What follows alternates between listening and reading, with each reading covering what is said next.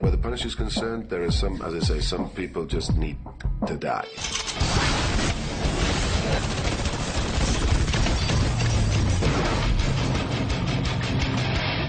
I thought it was very flattering for the studio to come to me and for Marvel to come to me. Having something that has such a huge following, it's quite a compliment to get an offer like this.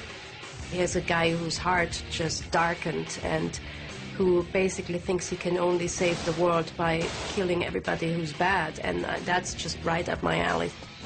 Lexi Alexander and all of the actors that we brought on board really embraced the comic books as the source for the characters and for the look of the film. So there was a complete commitment to bringing that sensibility to life.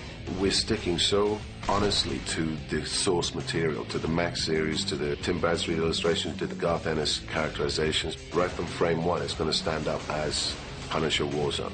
There's a reinvention of the wheel, and we've discovered a way of telling it, which I think is going to create a whole new legion of fans.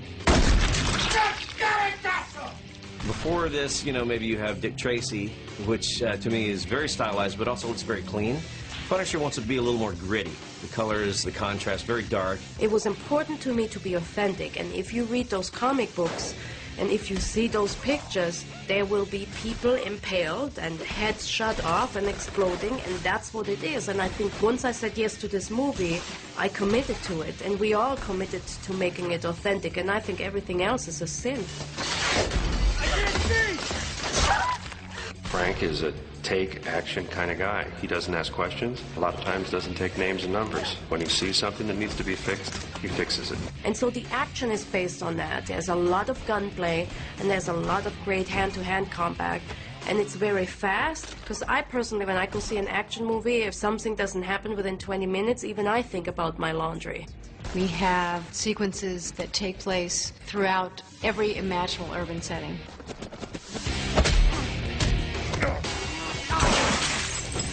One of the most challenging things about bringing this film to life was coping with weather. And in this case, it was filming nights in late fall and winter in Montreal. We'd be filming and it would be 22 below zero outside.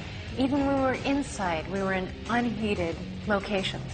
There were sequences that we had to film later on in Vancouver because once the snow fell in Montreal, it never left. Somebody has to punish the corrupt. Ray Stevenson is Frank Castle. From the time that he walked in the door, he was a Tim Bradstreet cover brought to life. He's so into this character. He is the perfect height and the perfect size, and he's been working out and he's been getting into guns. It wasn't my wish that people would actually walk out the cinema wanting to be the Punisher.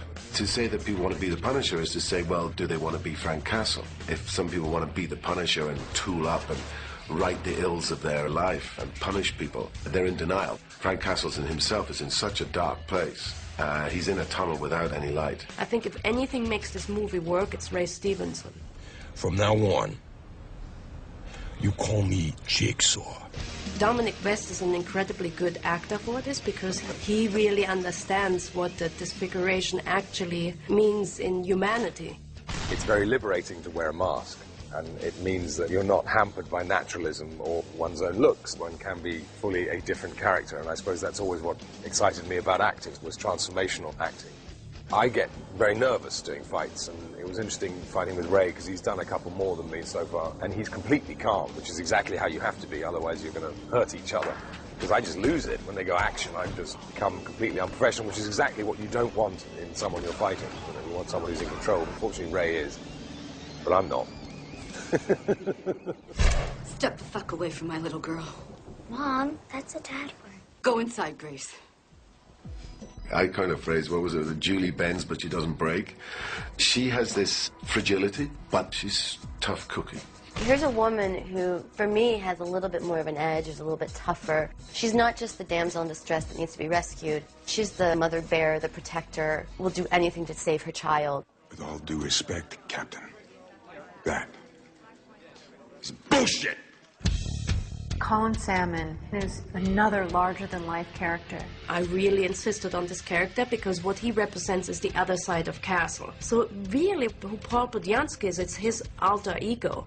That's a really great thing to have in a story, because there's got to be somebody who has to say what you're doing is wrong. The beautiful thing about Colin is that you've got a big guy who's as big as the Punishers, who will trade blows. He is the sort of good side that maybe Frank could have been. And my character flies really close to understanding where the Punisher's at, but due to the fact he still has love, he still has his wife, he doesn't quite cross that line, and actually Frank Castle sort of talks about that with him and says, you do not want to be me.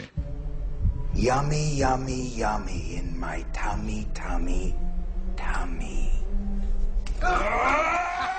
LBJ is not a character from the comic book, but a character that Lexi created. Doug Hutchison plays a great psychotic character. This part could be boring if it wouldn't be for him playing it. What's interesting about Looney Bin Jim is that when they pick me up at the asylum and we escape, I'm on medication, but then I don't take my medication with me. So that by the end of the movie, when I have this incredibly insane fight with the Punisher, I'm just unleashed. We feed off each other's pretended insanity. There's this intense brotherly love between us. We'll do anything for each other. And so we've been trying to find windows of opportunity to show how much we love each other. So we're trying to up that as much as possible because it just makes it more weird. Don't worry. I'm here. Give me your fucking gun. Dash and I have a little bit of history because he was in my first short film and I've known him for a long time. Detective Martin Soap pretends to be one thing and really there's something much deeper going on. That's really his mythology, is that he outsmarts everybody as he's being the biggest dork. I don't really get to do much action in this movie, which is a bummer. My first day of shooting, it's a scene at the bar where Budiansky comes into Soap and says he needs to find Frank Castle. And he just pimp slaps me off the bar and I fall down on the ground, and that was the opening of the movie for me, and my only action was getting itch slapped. You know what I'm saying? You boys play nice. The idea was that Wayne Knight was a little bit of a comedic relief, and Wayne is obviously incredible at that, but then what interested me more was when Wayne was vulnerable and serious. He's so good at that. And I'm very glad that he doesn't get the demise that we had in the comic books, which is actually Frank basically sawing off shotgun takes his head off. Having met Wayne and worked with Wayne, I'm very glad I'm not dispatching him. When I was shot, I was supposed to keep my eyes open. After being shot, we didn't have a lot of takes. I'm like, no problem, I'll keep my eyes open. Oh, you closed your eyes. Oh, okay. Next time I'll keep them open. I couldn't do it. I couldn't do it. Boom! You know.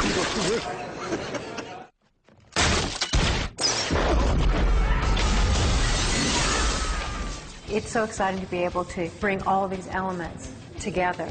The best cast, the best crew, a really world-class director. We really try to do everything to be as authentic to the comic book as possible. This is everything I imagined and more.